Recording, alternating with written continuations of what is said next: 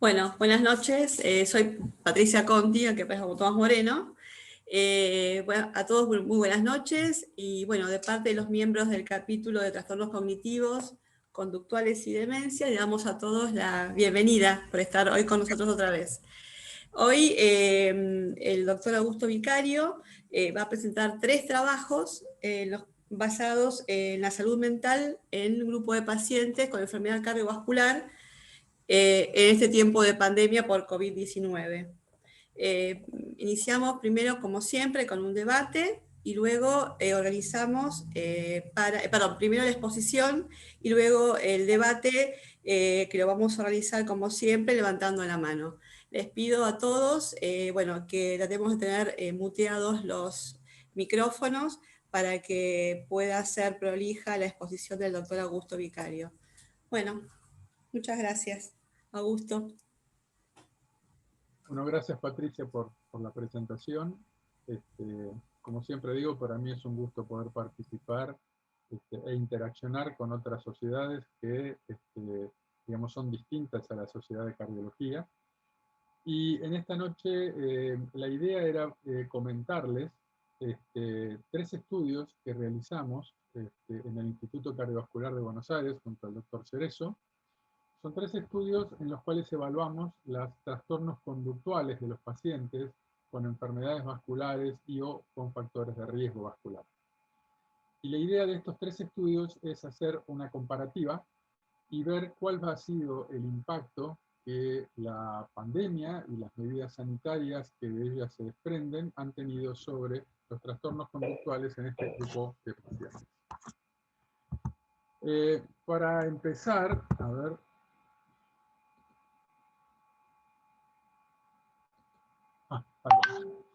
Para empezar, quería mostrarles primero algunos antecedentes generales sobre lo que son los trastornos conductuales.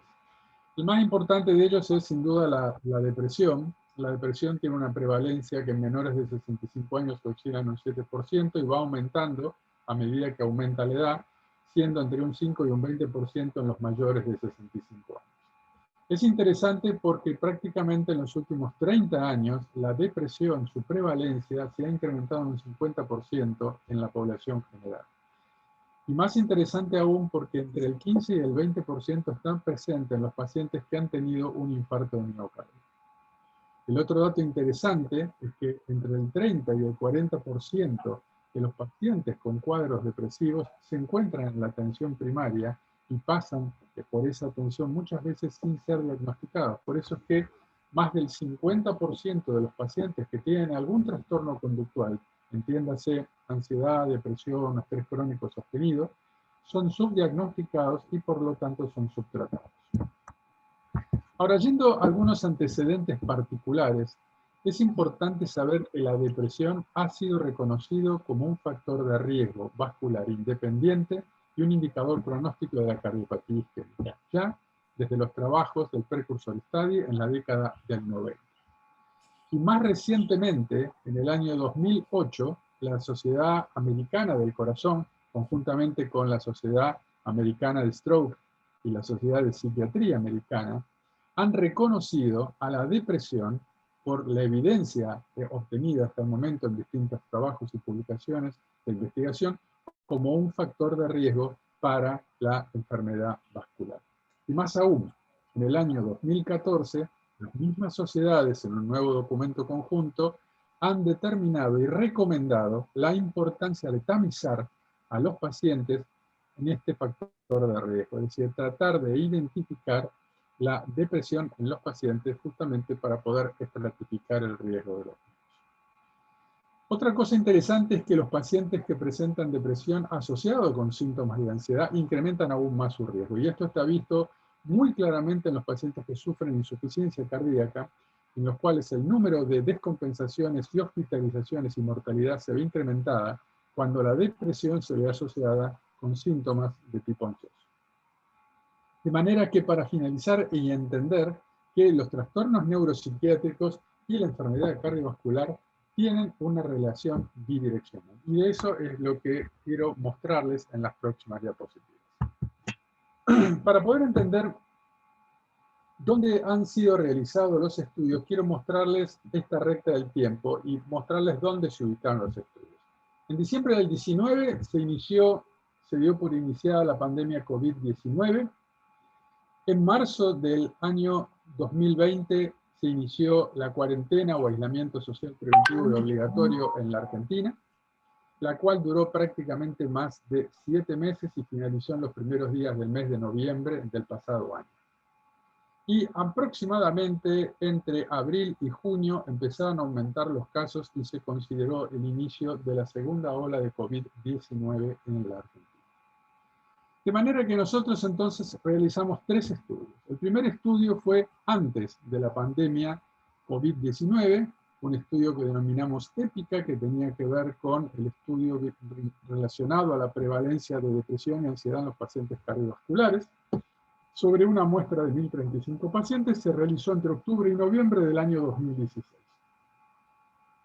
El segundo estudio fue realizado durante el aislamiento social preventivo y obligatorio, en el mes de junio, a los 90 días de haberse iniciado la cuarentena, con una muestra de 3.500 pacientes. Y el tercer estudio fue realizado 150 días después de haber finalizado la cuarentena, en una muestra de 1.076 pacientes. Dicho esto, aquí están los 3 estudios. Los 2 primeros fueron publicados en la revista Argentina de la Federación Argentina de Cardiología en el año 2018 y en el año 2020. Y el tercero son datos que aún no hemos publicado y están enviados a la editorial, al comité editorial, para que pueda proceder a su publicación. ¿Cuál fue la metodología que usamos? Usamos un cuestionario. En el primer caso, en el estudio que se hizo antes de la pandemia, ese cuestionario fue impreso en un papel y entregado a los pacientes con enfermedades cardiovasculares que se atendían en el consultorio externo del Instituto Cardiovascular, que es una institución cardiológica monovalente. El segundo y tercer cuestionario fue realizado en forma online a través de una plataforma Hotform. ¿Qué variables registramos? Datos demográficos, edad y sexo, datos clínicos que tenían que ver con los factores de riesgo vascular y las enfermedades cardiovasculares de los pacientes. Y en el tercer cuestionario recabamos información que estaba relacionada a la enfermedad COVID-19. Si había estado contagiado, si había estado internado, si tuvo requerimiento de oxígeno, si tuvo neumonía, etcétera. ¿Cuál fue el instrumento que utilizamos para poder medir la ansiedad y la depresión en los pacientes? La escala de HAD, es decir, la escala de ansiedad y depresión hospitalaria. Este es un instrumento que venimos utilizando ya hace muchos años, inclusive lo hemos comentado muchas veces con Fernando Taragano. Es un instrumento que tiene una particularidad para nosotros, que es que centra su investigación en los síntomas psicológicos de la ansiedad y depresión, dejando de lado los síntomas somáticos. Y esto es muy importante cuando tratamos pacientes cardiovasculares, porque justamente la opresión precordial, la angustia, las palpitaciones y muchos síntomas que los pacientes cardiológicos presentan y son los que comentan en la consulta médica, podrían ser confundidos. Entonces, es una herramienta realmente que apunta al compromiso psicológico de esta patología conductual. ¿Qué pacientes examinamos? Todos los pacientes mayores de 18 años, de ambos sexos, que son atendidos en el Instituto Cardiovascular, y los estudios fueron todos aprobados por el Comité de Ética del Instituto y todos los participantes firmaron un consentimiento informado para poder realizarlo. Este es un poco el diseño de los 3 estudios. A la izquierda está el primer estudio, como les decía, pacientes de 16 años, atendidos en el consultorio externo. El cuestionario se les dio para que fuera autoadministrado en la sala de espera. Entre octubre y noviembre del 2016 fue una encuesta voluntaria, anónima y sin incentivos. Se firmó el consentimiento informado y a partir de allí obtuvimos en los 2 meses que fue el relevamiento 1.035 respuestas válidas para analizar sus resultados. El segundo estudio, el que fue hecho durante el tercer mes de cuarentena, también fueron realizados, como les decía, sin ningún tipo de incentivos. Fue enviado el cuestionario en forma online a los pacientes atendidos en Instituto Cardiovascular entre el año 2018 y 2019. El envío fue realizado a 45.000 mails y como pueden ver ustedes ahí, se obtuvo una respuesta de un 21% y una tasa de retención del 14%. Esto significa que el 21% de los pacientes abrieron la encuesta sin llegar a contestarla ni a reenviarla, y solamente un 14% completó la encuesta y la envió. Esto hizo que tuviéramos el 7,8% de las respuestas, 3.700 pacientes, con algunas exclusiones por no haber completado en forma adecuada o no haber firmado el consentimiento informado. Así que analizamos las respuestas de 3.542 pacientes. El tercer estudio fue realizado 150 días después de haber finalizado el AFO y cuando comenzaba la segunda ola de contagios. La intención de este estudio fue ver si aquellos trastornos conductuales detectados previamente persistían en el tiempo a pesar de haber finalizado la cuarentena, y lo realizamos sobre los casi 4.000 mails que habían respondido, que habían en la segunda encuesta, obteniendo ahí una tasa de respuesta del 41% y una tasa de retención del 82%, que es muy alta, realmente muy alta. Así hubo muy pocas exclusiones, pero lógicamente no fueron enviados a la gran cantidad de mails que se enviaron la primera vez, sino los que habían contestado en la segunda. Así obtuvimos una muestra de 1.076 pacientes de respuestas válidas para poder examinar. ¿Cuáles fueron los resultados de nuestros estudios? Primer estudio realizado antes de la pandemia. 1.035 pacientes, una edad promedio de 61 años y una composición de la muestra, en 44% eran mujeres.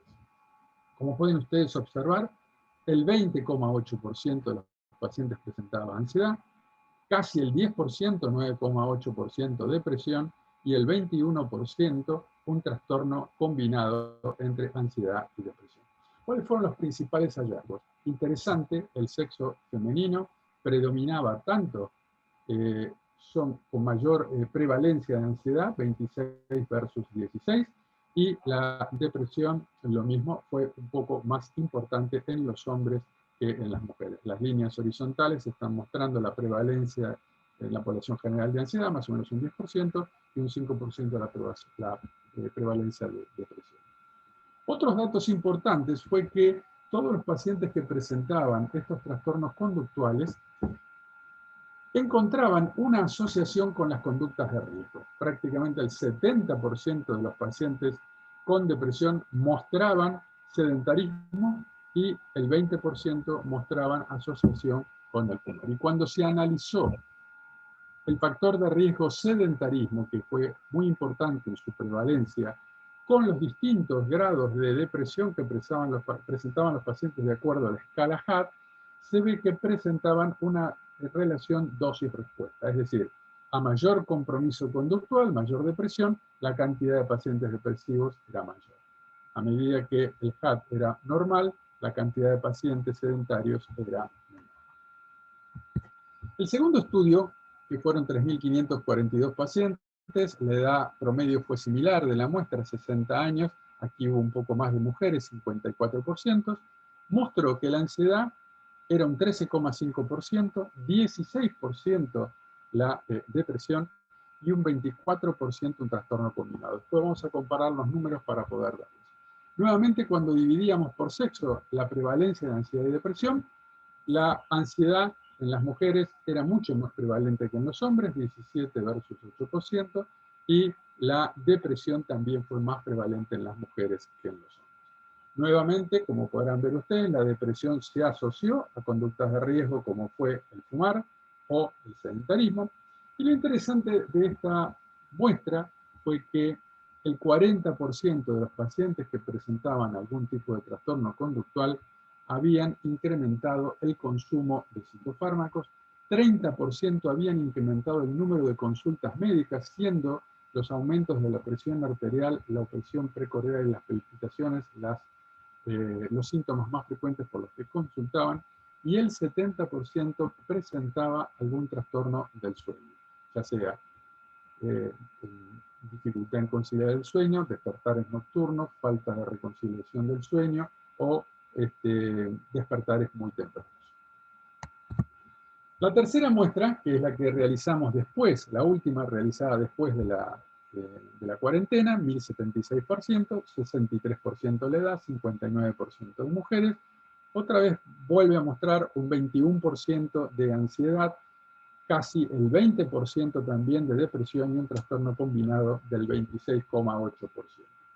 Interesantemente, otra vez las mujeres a la cabeza con mayor número de prevalencia en la ansiedad con respecto a los hombres, y otra vez la depresión, mayor cantidad de mujeres depresivas que los hombres.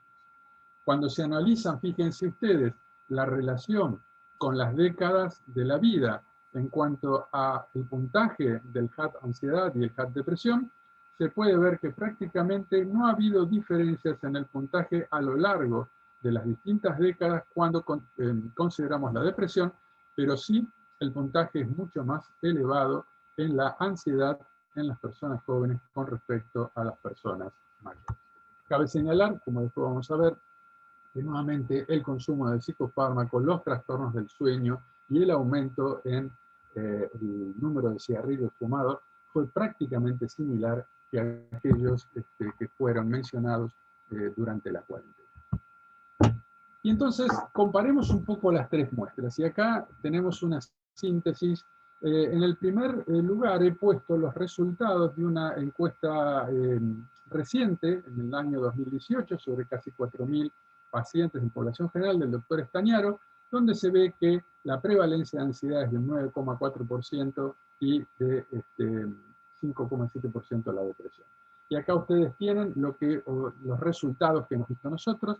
20% de ansiedad, cayó durante la cuarentena al 13%, volvió a subir después de la cuarentena al 21%, y si uno puede observar, la depresión tiene un aumento progresivo en cada uno de los estudios realizados. Cuando observamos la diferencia entre el estudio realizado antes de la pandemia por nosotros y el último estudio, el incremento, la diferencia relativa prácticamente es del doble. Es decir, el número de pacientes con depresión se duplicó. No así ocurrió esto con la ansiedad. Y nosotros entendemos o explicamos esta diferencia porque la ansiedad tal vez responde a síntomas o estímulos distintos de los que responde la depresión. Pareciera ser como que la desesperanza, la incertidumbre y la tristeza han comenzado con la pandemia y se sostienen en el tiempo porque aún no está resuelto ese problema. En cambio, la ansiedad podrían ser síntomas que responden a estímulos y a estrés que van variando en el tiempo, como por ejemplo, si hay vacunas o no hay vacunas, si hay mayor número de muertos, si hay contagios más excesivos, si ha perdido o no ha perdido algún familiar, etcétera, etcétera. Por eso interpretamos esta caída o esta fluctuación en los resultados de la ansiedad. Cuando hablábamos del trastorno combinado y la importancia que esto tenía en los pacientes con enfermedad cardiovascular, como ustedes pueden ver, prácticamente en las tres muestras estudiadas, la cuarta parte de ellos, el 25%, presentan un trastorno combinado. Y esto más o menos se ha repetido en cada una de las muestras estudiadas. Cuando analizamos por género la ansiedad y la depresión, fíjense ustedes nuevamente aquí la ansiedad es mucho mayor en las mujeres, las barras oscuras, que en los hombres, pero es fluctuante, ha bajado y ha subido al final. Lo mismo ha ocurrido en los hombres con este comportamiento, y si ustedes observan las diferencias relativas, prácticamente no se han modificado. Y cuando observamos la depresión, ahí sí encontramos un aumento en el sexo femenino de la depresión mucho mayor que lo que ocurre en el sexo masculino. En el sexo masculino prácticamente la diferencia relativa es 1,1 antes y después de la pandemia, y lo que estamos viendo en las mujeres que aumentó sustancialmente, casi al doble, entre la situación anterior a la pandemia y la primera muestra realizada. Esto es interesante porque acá analizamos o dividimos las tres situaciones, los tres estudios representados por cada una de las barras grises, y vemos que lo que ocurre en la ansiedad es algo fluctuante. Han bajado la cantidad de pacientes ansiosos antes de la pandemia del COVID, durante y después de la pandemia, y vemos cómo ha fluctuado. Pero se ve claramente cómo el número de pacientes ha disminuido en cuanto a los normales y ha aumentado en cuanto a la prevalencia y el puntaje de la depresión. Y esta tabla no es para marearlo, sino simplemente para mostrar en cada uno de los estudios hemos dividido o separado o comparado la población total con los casos de pacientes depresivos. Hemos visto que hay diferencias mínimas en cuanto a la edad. El género femenino siempre ha prevalecido sobre el género masculino. Hemos encontrado, como ustedes pueden ver aquí, una asociación de la depresión con las conductas de riesgo, como es el sedentarismo, fundamentalmente el cigarrillo. Y con respecto a la asociación con las conductas de riesgo, o mejor dicho, perdón, con la enfermedad cardiovascular, que aquí tomamos como enfermedad coronaria la sumatoria de infarto de miocardio, cirugía de revascularización, angioplastías, etc. Lo que se puede ver es que hay una asociación con la enfermedad coronaria solamente en la muestra que se realizó ante la cuarentena, y esto, a interpretación nuestra, tiene que ver con el tamaño muestral, que es mucho mayor. En el estudio realizado previo a la pandemia, lo que hemos visto es que la enfermedad coronaria se relaciona, mejor dicho, la depresión se relaciona con la enfermedad coronaria solo en el sexo masculino y no en las mujeres. ¿Qué pasó con los pacientes que sufrieron COVID? En la tercera muestra de las 1076 respuestas, 91 pacientes habían sufrido contagio por enfermedad de COVID. No fueron casos graves, fueron todos prácticamente en aislamiento domiciliario, solamente 10 pacientes, el 12%, requirieron oxígeno. Siempre fue mucho más frecuente en el sexo femenino que en el sexo masculino, pero cuando analizamos la prevalencia de ansiedad y depresión entre los que tuvieron COVID y los que no tuvieron, no hemos encontrado diferencia relativa.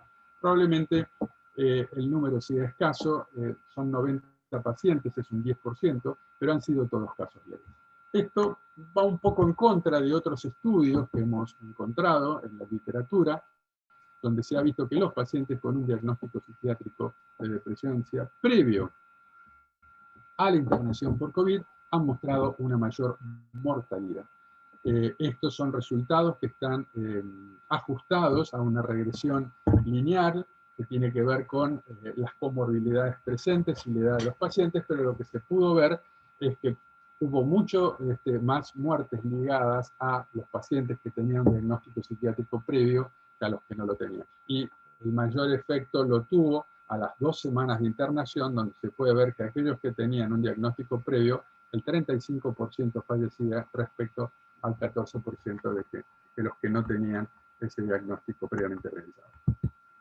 Finalmente queríamos mostrarles, estos son resultados de la segunda encuesta, donde ustedes pueden ver aquí los trastornos del sueño que les mostraba, despertares nocturnos, dificultad para conciliar el sueño, 73% del grupo mostraba trastornos del sueño, y lo mismo con el número de psicofármacos. 28% ya recibía psicofármacos y prácticamente un 20% incrementó el consumo de psicofármacos durante la cuarentena. Los mismos resultados hemos visto en la tercera muestra que fue realizada después de la cuarentena. Y aquí tienen un poco las consultas médicas que les comentaba que se habían realizado: operación precordial, elevación de la presión. Los pacientes que presentaban un HAT elevado en ansiedad o un HAT elevado en depresión tenían mayor número de consultas en las guardias médicas o en los consultorios médicos. Bien, para concluir y abrir el debate, uno podría decir que el asco prolongado, si bien desaceleró los contagios en un primer momento, aumentó la prevalencia francamente de ansiedad y depresión, de trastornos conductuales en los pacientes, que hoy en día lo vemos a diario en los consultorios externos de asistencia. Si uno considera la prevalencia de ansiedad y depresión, la depresión se duplicó con respecto a la población general, pero se cuadriplicó se cuadriplicó respecto a la población general y se duplicó respecto a la condición de un paciente con enfermedad cardiovascular. Es interesante cómo la gente joven se relaciona en forma inversa con la ansiedad y depresión, es decir, tienen más ansiedad los jóvenes que la gente mayor, se asocian más a conductas de riesgo, mayor trastorno del sueño y mayor consumo de psicofármacos. Lo mismo lo que estaba acá comentando, los jóvenes y las mujeres están conformando un grupo de mayor vulnerabilidad al padecer estos trastornos psicológicos que podrían aumentar el riesgo potencial de enfermedades vasculares. Yo creo que aún desconocemos si estos trastornos son reactivos a la pandemia, son temporarios, si son secundarios a la pandemia o las medidas sanitarias, pero en realidad lo que sí sabemos es que hay un aumento francamente notorio de la prevalencia de la ansiedad y depresión, y que está generando un desafío muy importante. En primer lugar, porque debemos considerar de una vez por todas que la depresión es un factor de riesgo para las enfermedades cardiovasculares, y más aún cuando se asocian con ansiedad, y por tal motivo deben de ser considerados cuando uno hace la estratificación del riesgo vascular en nuestros pacientes. Tenemos que chequear su colesterol, tenemos que chequear su presión arterial, si fuma, si no fuma, si es obeso, si no es obeso, si hace ejercicio o no, pero también debemos investigar si el paciente tiene un trastorno conductual, y eso es, diría, el patrimonio de los médicos cardiólogos, porque este tipo de pacientes no concurren cuando se sienten mal a los psiquiatras o a los neurólogos, sino a los médicos clínicos cardiólogos.